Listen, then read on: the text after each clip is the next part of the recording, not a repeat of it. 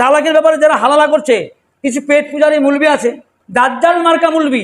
কারণ নবীজি আগেই ঘোষণা দিয়ে যা দিছে যে শেষ জামানায় এমন ধরনের কিছু আলেম বেরোবে এরা দাজ্জাল থেকেও ভয়ঙ্কর, খুব সাবধান।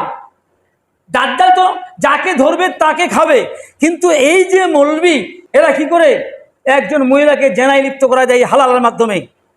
ভালো করে জানে যে তালাক হওয়ার পর 3 তালাক হয়ে গেলে ওই মহিলাকে আর নেওয়া সম্ভব না। হ্যাঁ, কখন নেওয়া যাবে?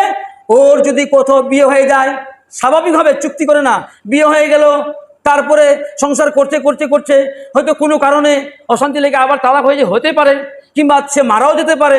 তাহলে মারা যাওয়ার পর, ইদ্যত পালনের পর, তারপরে তার প্রথম যে স্বামী ছিল তার সঙ্গে সে বিবাহ বসতে পারে, জায়েজ আছে। কিন্তু আমরা কি করছি?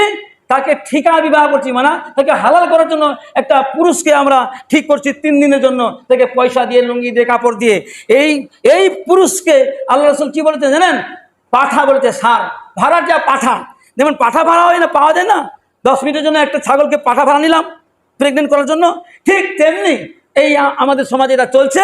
3 দিনের জন্য একটা পাঠা ভাড়া করলো, আবার 3 দিন পরে ওই পাঠা চলে গেল, পেয়ে গেল 500,000 টাকা। এইভাবে আবার তারপর আবার পূর্বের স্বামীর সাথে আবার বিয়ে দিচ্ছে। এই যে কাজটা, এটা একেবারে নিকৃষ্ট কাজ, নিকৃষ্ট মানে হারাম কাজ, এবং এটা জেনা জেনা জেনা।